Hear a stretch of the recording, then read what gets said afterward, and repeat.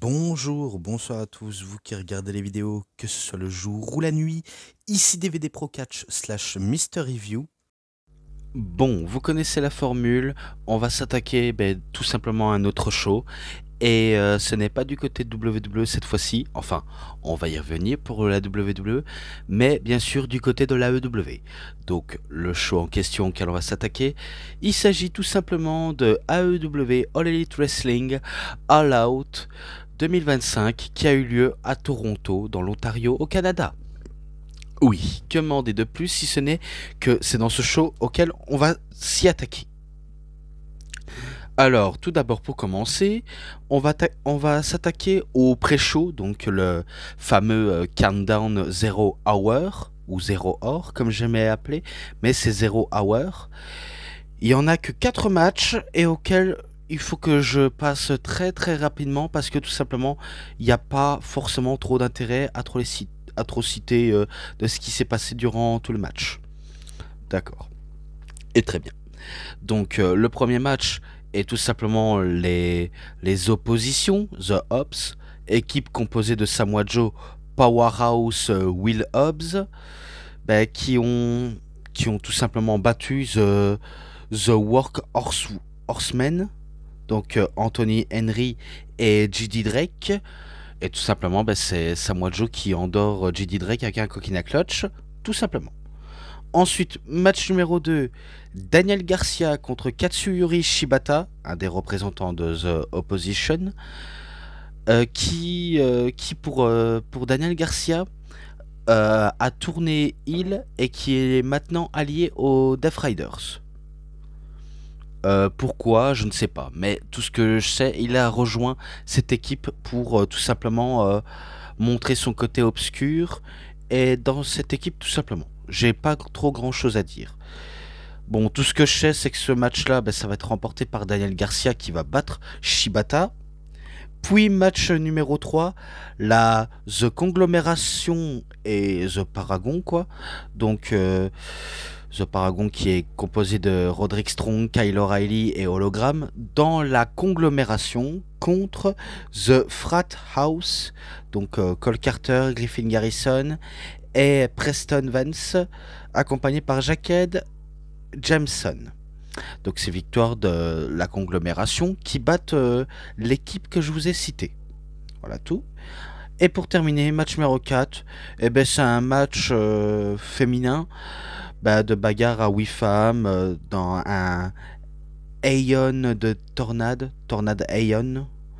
Donc équipe composée de Harley Cameron, Mina Shirakawa, The Queen Aminata et Willow Nightingale contre The Triangle of Madness, donc le triangle de la folie.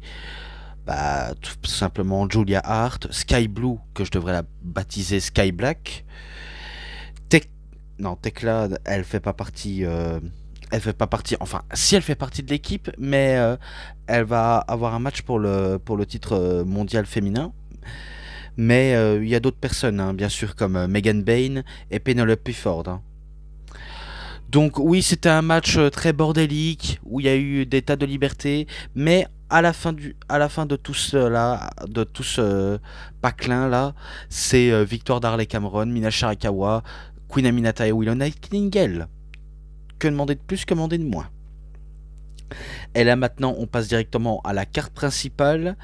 Et la carte principale, c'est un match par équipe masculin, tout simplement, entre Copen Cage, oui, équipe composée de Adam Copeland, ou tout simplement Cope, qu'on connaît bien sûr sous le nom de Edge, et Christian Cage, bien sûr Christian, contre FTR, bien sûr qu'on connaissait sous le nom de The Revival, donc Dax Harwood, Scott Dawson, bien sûr, Cash Wheeler, Dash Wilder, accompagné par Stockley Hathaway. Et auquel le match, il était pas mal pour un match par équipe. Et que j'ai pas, on va dire que c'était nul à chier. À vrai dire, j'ai plutôt adoré le début de ce show. Et que tout simplement, c'était pas mal. Vraiment pas mal pour le coup. Entre deux équipes qui savent ce qu'ils font. Qui savent, bien sûr. Parce que j'ai dit qui ça. alors que ça veut rien dire qui ça. Donc qui savent ce qu'ils font de mieux sur un ring. Et il y a Edge qui nous a fait un petit hommage à la John Cena. Oui, je ne vous mens pas, Adam Copeland à la EW fait un hommage à John Cena en faisant un You Can See Me, Five Knuckle Shuffle ou un avec un FU ou plutôt un AA Attitude Adjustment. Donc il sort ça à la EW et que là on se dit bah s'il fait ça, c'est pas anodin puisque avec John Cena bah The OG avait dit que John Cena avait sorti des prises de manière aléatoire.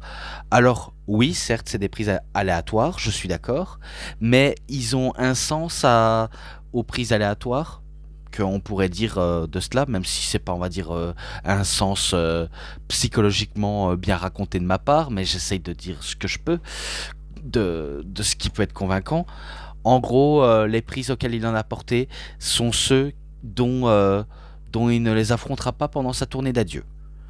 Comme les Baron Corbin, les Cesaro, Chris Daniels, euh, AJ Styles, et j'en passe peut-être d'autres, hein, j'en passe d'autres, mais je sais que je les avais tous cités un à un, et du coup, c'est ceux auxquels il n'aura pas l'occasion de les affronter, et après, je pourrais en citer sur John Cena, mais c'est pas le sujet de ce jour, vu comment on parle que de cette équipe-là. Même si le build-up était centré parce que tout simplement FTR avait tenté briser le coup de Edge et que Cope par la suite a voulu se venger également contre eux. Et pour Christian, certes il s'était fait trahir par son entourage du patriarchie et que FTR était dans les parages, donc du coup c'est sûr qu'ils en ont une dent après ces deux-là. Et c'est pour ça pourquoi les deux font équipe malgré leurs différents styles de caractère, mais qu'ils coopèrent malgré tout. Voilà tout. Donc il y a ça. Bon après il y a toujours l'intervention de Stokely Hathaway auquel il va avoir les débuts et retour dans le monde du catch bien sûr de la part de Beth Phoenix qui va faire un spear sur Stokely Hathaway et qui va l'envoyer au vestiaire, puis ça va s'enchaîner des prises et que c'était FTR qui avait l'avantage psychologique, notamment des shatter machines, un marteau pilon, mais que c'est toujours au compte de deux. Puis il y a Edge et Christian qui reprend l'avantage et qui vont tout simplement faire les fameux comebacks de fin et que par la suite ce sera tout simplement Cope et Cage qui vont remporter le match. Je pense que c'est grâce à un spear d'Adam Copeland qui va réussir à en venir à bout de FTR et que c'est comme ça comment les deux équipes ont obtenu la victoire. Et qu'après, Phoenix vient célébrer avec Cope et Christian Cage, bien sûr. Puis il y a la musique de Mare Wayne, enfin Shayna Wayne, qui distrait les deux hommes et que FTR attaque en traître alors qu'ils avaient perdu cet affrontement. Donc ils ont démoli Edge et Christian. Puis ils vont même s'occuper de Beth Phoenix, auquel ils vont faire un pile driver suite avec l'accompagnement de Cash Wheeler. Et du coup, les heels partent en mode couillon, quoi. Et qui partent en courant, alors que Edge est inquiet auprès de la santé physique et de la gravité de la blessure auquel peut avoir Beth Phoenix. Donc je comprends là-dessus. Mais qu'est-ce que vous voulez que j'en dise de plus si ce n'est que ça se termine ce segment-là et que ça poursuit avec un autre match, tout simplement. Oui, parce que vu comment j'ai cité le premier, le deuxième, le troisième, le quatrième et maintenant le cinquième, maintenant je passe au sixième match. Et le sixième match, c'est un match simple entre un revenant qui va affronter un géant tout simplement. Donc ce catcheur en question, c'est Eddie Kingston, qui fait son retour après plus de...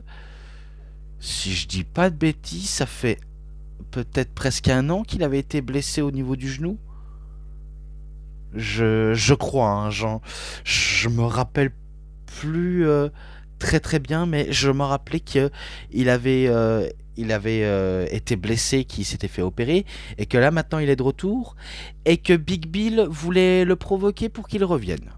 Donc du coup, en le crachant sur ses principes, sur son honneur qu'il a envers la culture du catch japonais, et du coup, ben, tout simplement, il veut tout simplement le bully durant le match, Eddie Kingston.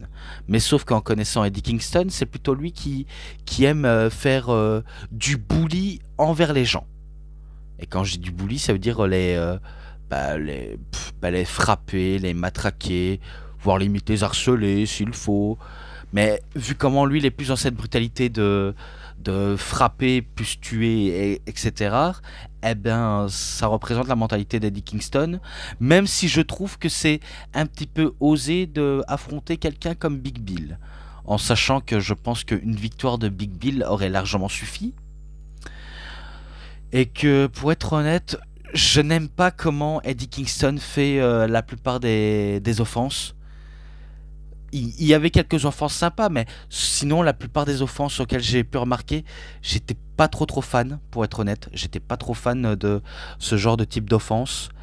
Et que lorsqu'il fait des mitraillettes d'Atemi dans le coin, donc les fameuses chops que faisait Kenta Kobashi, et ben quand lui il fait, je trouve pas ça assez réaliste. Je trouve que il donne pas vraiment de l'impulsion de pouvoir cogner avec des atémis. Donc c'est plutôt des atémis plutôt médiocres. Et du coup je suis pas trop fan. Puis ça poursuit la domination de Big Bill. Et quand Big Bill a bien dominé, eh ben, c'est au tour de Eddie Kingston de dominer sur le géant. Et qu'il va en terminer très vite avec un backfist ou un huracan, si on peut appeler ça comme ça, et qui va obtenir le match pour la victoire. Donc c'est victoire de Eddie Kingston, mais à la fin il se fait attaquer par Brian Keefe, et un coup que Brian Keefe a poursuivi son attaque sur Eddie Kingston et parié sur Big Bill, et ben ça va provoquer l'arrivée de Hook, qui va sauver les miches de Eddie Kingston et de s'associer avec lui tout simplement. Donc rien de plus, rien de moins. Donc je pense que j'ai déjà assez cité sur ce match-là. Maintenant, match numéro 7.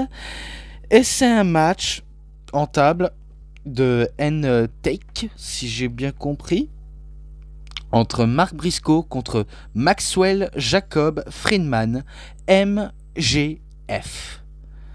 Alors, ce n'est pas un match en table auquel il faudra leur donner, mais plutôt un match hardcore. Je m'explique, parce que au début ça a commencé tout simplement sur les chapeaux de roue, et que on annonce les hostilités en mettant des punaises tout autour central du ring.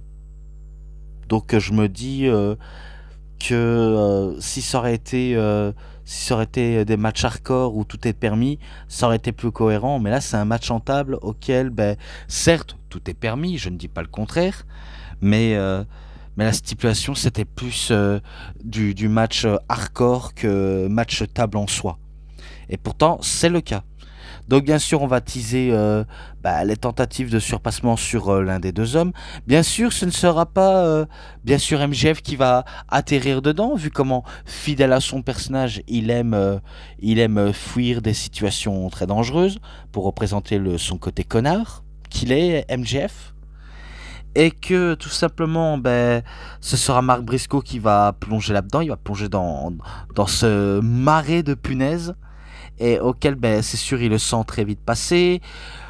Et du coup, bien sûr, ça va partir en boucherie totale quand il y a toute la démoglobine qui va s'enclencher. Donc, quand je dis démoglobine, c'est plutôt du sang. Et que ça va chicler à fond entre les deux hommes. Et que Mark Briscoe, il en prend vraiment pour son grade.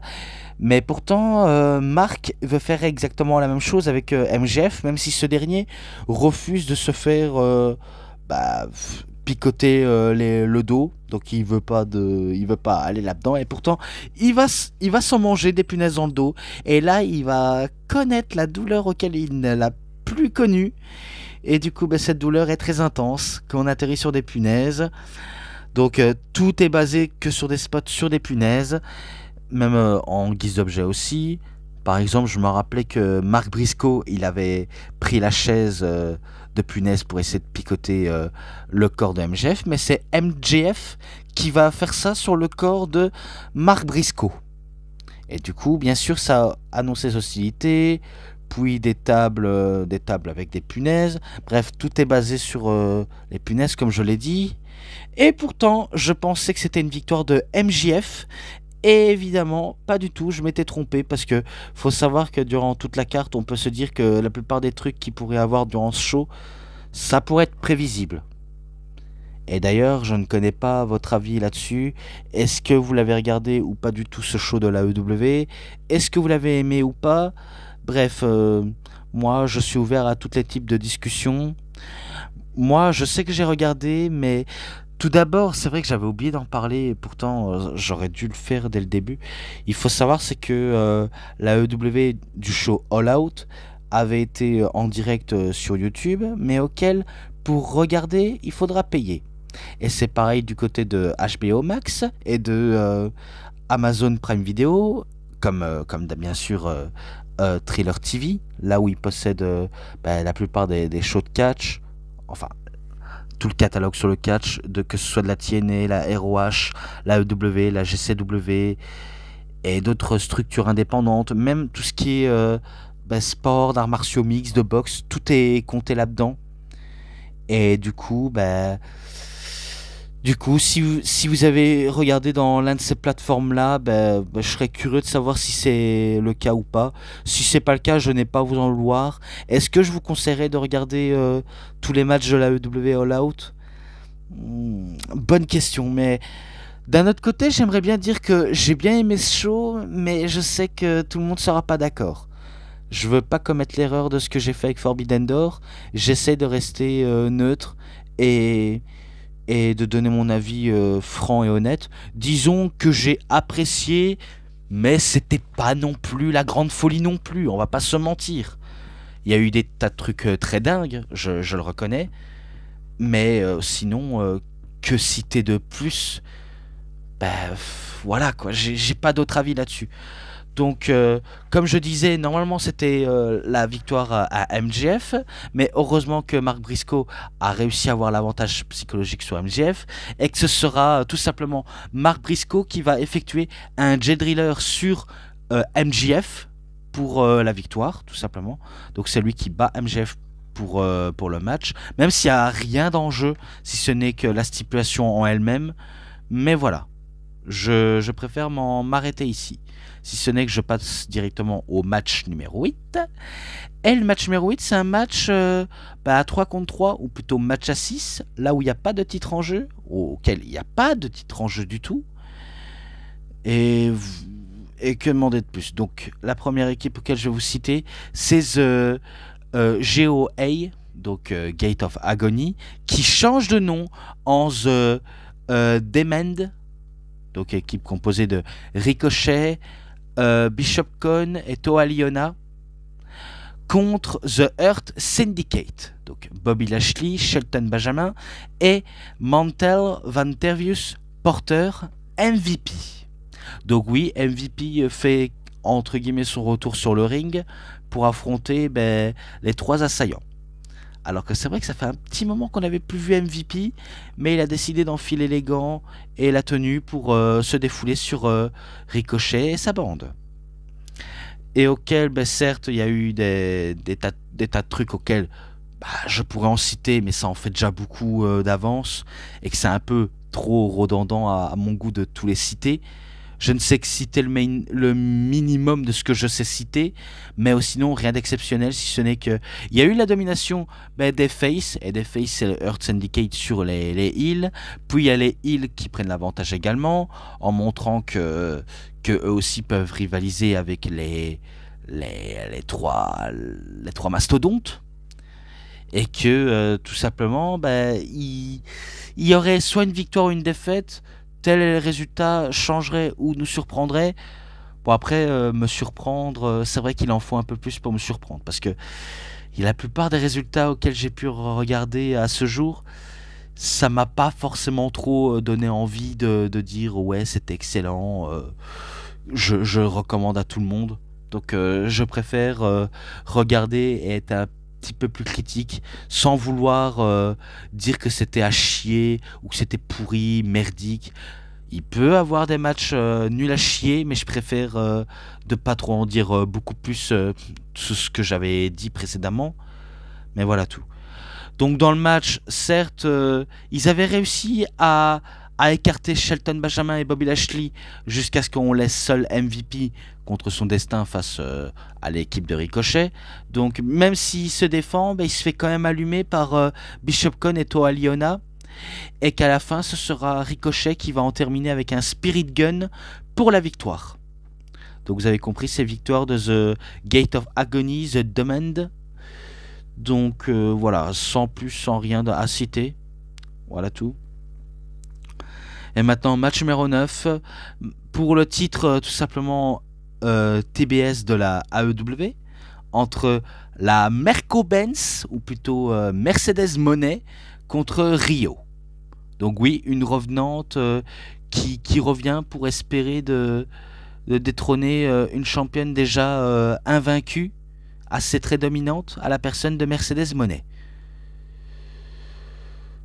Alors déjà, je vais pas passer par quatre chemins. Oui, Rio, elle est certes de retour, mais je la voyais pas battre Mercedes Moné.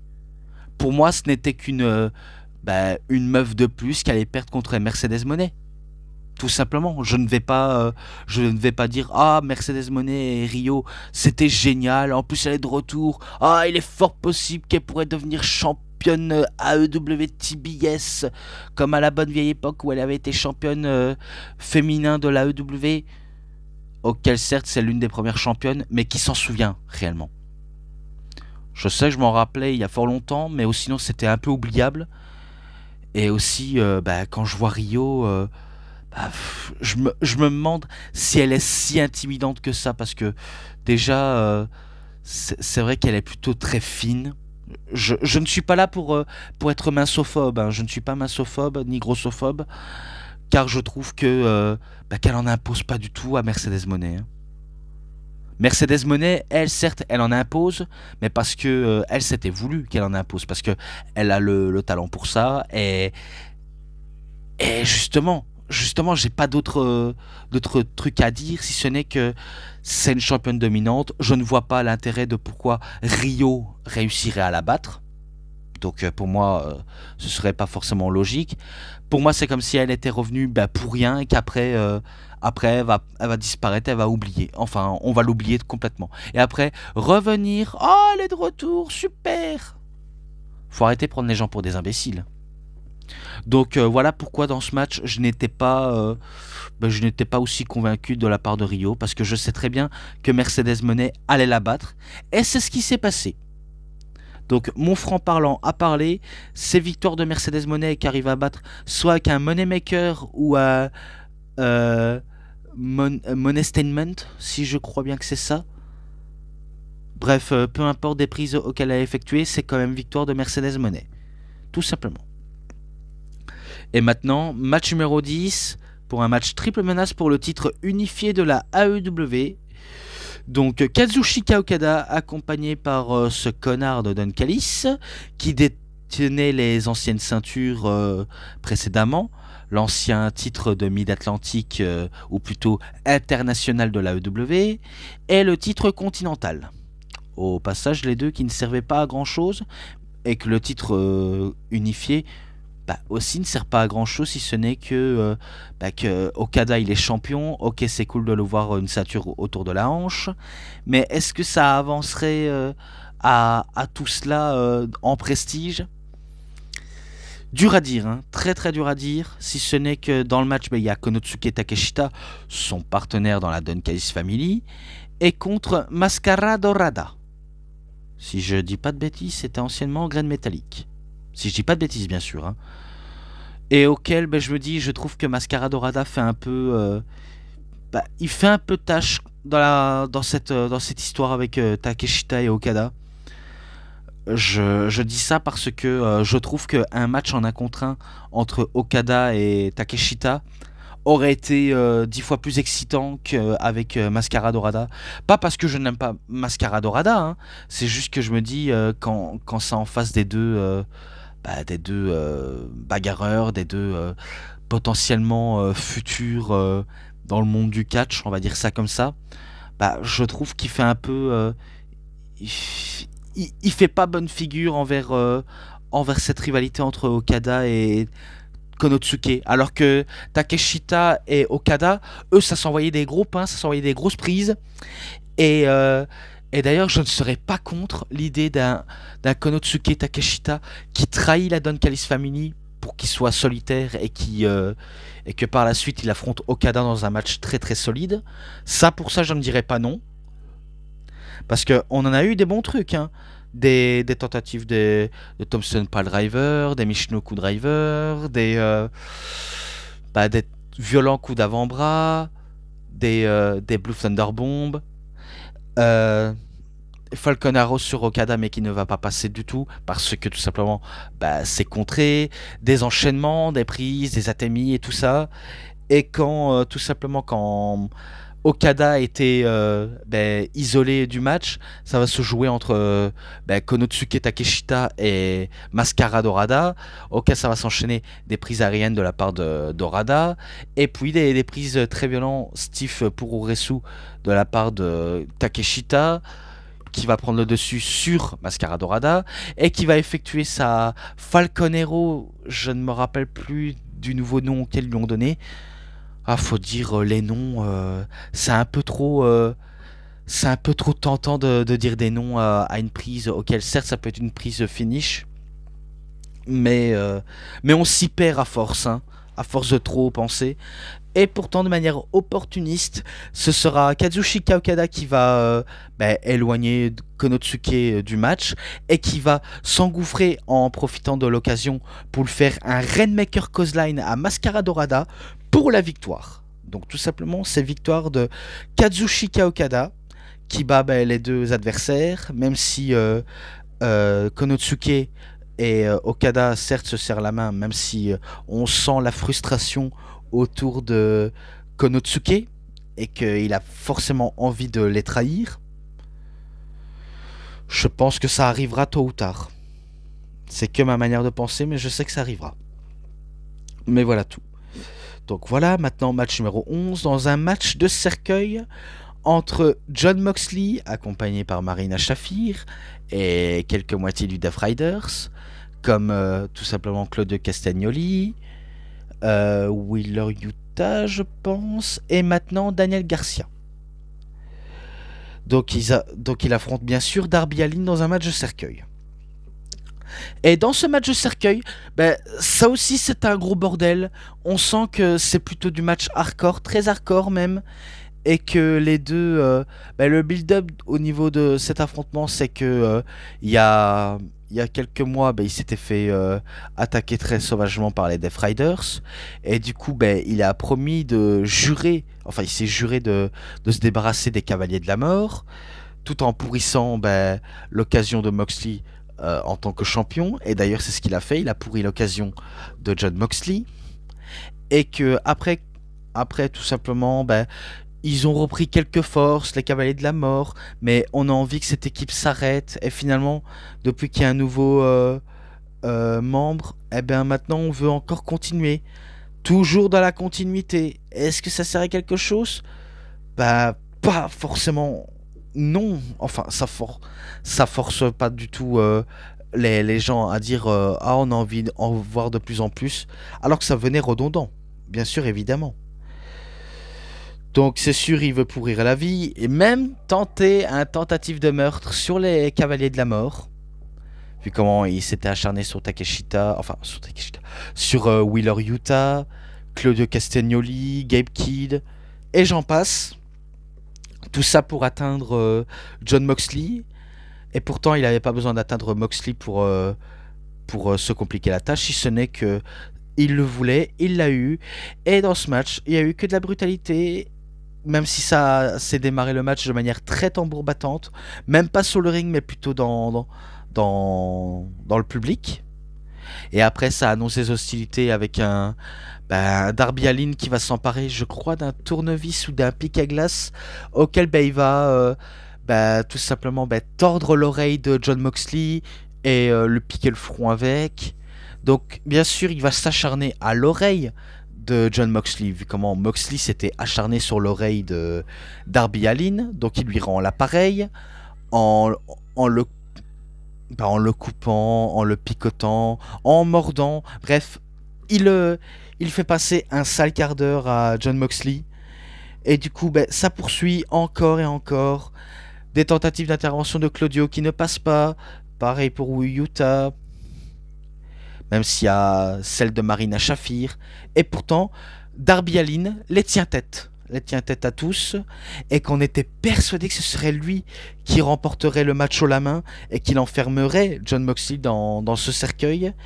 Et pourtant, il y a le retour d'un petit bâtard nommé Pac qui arrive, qui attaque Darby Allin et qui va commencer à faire une prise sur un des cercueils à l'extérieur du ring, je crois, puis le ramener avec un sac à cadavres pour enfermer Darby Allin dans le sac et le mettre dans le cercueil. Et du coup, tout simplement, c'est la victoire de John Moxley qui gagne grâce à l'aide de Pac. Donc oui, vous avez compris, victoire.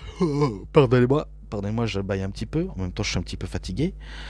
Bon, vous avez compris, c'est victoire de John Moxley. Et à la fin, on amène le cercueil en coulisses. Et en parlant des coulisses, je vais vous le citer tout de suite. Un coup qu'ils ont posé le cercueil sur le parking, eh bien, les Death Riders vont laisser Moxley faire son affaire avec Darby Allin, de commettre un meurtre prémédité. Et pourtant, un coup qu'ils sont bien partis au loin, Darby va commencer à frapper très vicieusement John Moxley. Et puis il va le mettre dans un sac à cadavres, l'asperger d'huile ou de n'importe quelle substance auquel ça a produit du feu, ou même de l'essence, sur John Moxley, et qui va foutre le feu. Donc il a tenté de cramer John Moxley, mais heureusement que les secours étaient là pour empêcher la tentative de meurtre. C'est ce qu'ils auraient dû faire quand un des catcheurs était sur le point de se faire agresser violemment. Et ils le font pas parce qu'ils ont pas les couilles. Donc voilà tout. Je crois que j'ai terminé avec ce segment. Normalement, ce segment, c'est à la fin du second match jusqu'à ce qu'il va au main event. Mais j'ai préféré le citer tout de suite. Voilà tout. Maintenant, match numéro 12, match Fatal 4-Way pour le titre du monde féminin de la AEW. Kris Statlanders contre The Timeless Toni Storm, contre Jamie Hayter, contre Tekla. Et c'est sûr, c'est un match à 4 auquel c'est dingue, et auquel il se passe tellement de grandes choses. Et la seule question qu'elle on pourrait se poser, est-ce que Kris Statlanders est de mèche avec les Cavaliers de la Mort? Vu comment Wheeler Yuta n'arrête pas de venir comme s'il voulait encourager son ami. Et du coup, pour elle, c'est pas ça la priorité c'est la ceinture. Donc bien sûr, les 4 femmes se démarquent comme elles peuvent, comme Toni Storm, c'est sûr qu'elles se démarquent plutôt bien.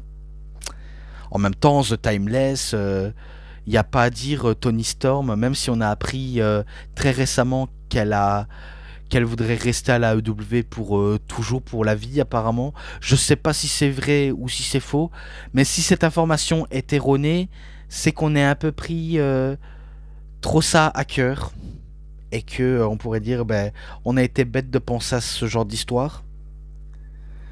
Et concernant Jamie Hayter, est-ce qu'elle aurait l'occasion de devenir une nouvelle fois championne? Alors avec sa position actuelle, ce serait très compliqué. Selon moi, elle n'a pas fait grand chose de spécial. Si ce n'est que Kris Statlanders, pourquoi pas. Toni Storm, si elle reste, ok. J'aurais pas été contre si Jamie Hayter aurait gagné, même si elle n'a pas fait grand chose de spécial. Mais est-ce que ça peut la faire remonter direct au main event et à tout cela? Je pense pas. Et Tekla, vu comment c'est une nouvelle arrivée, certes, elle veut montrer à quel point elle est ultra méchante, elle est ultra toxique. En même temps, l'araignée toxique, c'est comme ça comment elle se fait appeler. Et pourtant, pendant l'une des positions comme ça, elle se fait prendre un penalty de la part de Toni Storm qu'elle a visé au niveau des jambes Au niveau de la teuteux de Tekla, voilà, je préfère de le dire. J'ai pas d'autres arguments plus PG à dire, si ce n'est que cela. Puis ça va se surprendre mutuellement entre les trois, voire les quatre femmes, même voire les deux femmes, jusqu'à ce que Krista Landers arrive à surprendre tout simplement Toni Storm en faisant un genre de petit paquet bien amené, bien bloqué comme il se doit, pour la victoire. Donc vous avez compris, c'est tout simplement Kris Statlanders qui a détrôné Toni Storm et qui bat les deux autres aussi, et qu'elle devient championne féminin de la EW. Et auquel je me dis, là, il y a peut-être quelque chose à faire avec Kris Statlanders. Là, c'est sûr, il y a peut-être grand chose à faire. Voilà tout. Bon, plus que 2 matchs après, c'est terminé. Mais maintenant, voilà. Match numéro 13, c'est un match à 4 par équipe pour les titres du monde par équipe de la EW. Et l'équipe auquel je vais vous présenter, The Brodido, Brody King et Bandido, les champions actuels, contre les Young Bucks, Matt Jackson et Nick Jackson, contre The Jet Speed, donc Speedball McBailey et The Jet Kevin Knight. Et bien sûr, la Don Callis Family, entre Ray Hechicero et Josh Alexander. Que demander de plus si ce n'est que c'était un match de Spotfest, auquel il n'y a que des spots sur les échelles, juste pour créer des moments oh my god moment pour ce genre de match. Ouais, sauf que c'est déjà assez prévisible de faire des oh my god moment à tout vaille. Mais en tout cas, ce qui a été effectué a été effectué. Ça poursuit, ça s'enchaîne grave, ça perd pas de temps. Et puis après, lorsque les Young Bucks a vu notamment une occasion qui s'est présentée à eux pour essayer de remporter les ceintures, ça s'est retourné contre eux. Je crois que c'est Mike Bailey ou Kevin qui s'en occupe des deux. Ou plutôt les Brodido, donc Brody King et Bandido. Mais tout ce que je sais, ce sera Bandido qui va décrocher seul les 2 ceintures pour remporter la victoire à son équipe. Donc Brody King et Bandido, tout simplement, qui remportent les matchs et qui conservent les titres aussi. Voilà tout.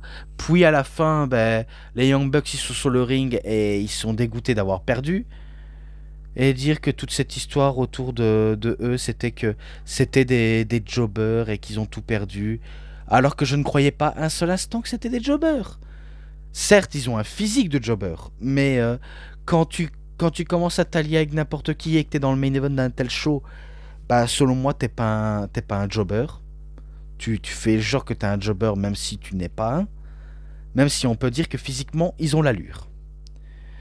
Et puis, il y a un certain Jack Perry qui arrive et qui commence à trahir les Young Bucks en faisant un fuck, même s'il se fait martyriser par les Young Bucks. Et pourtant, Jack Perry y sourit parce qu'il y a l'arrivée de Dino, donc Luchasaurus, anciennement Killswitch. Je crois qu'il a quitté le matriarcat de Shayna Wayne et Nick Wayne, je pense.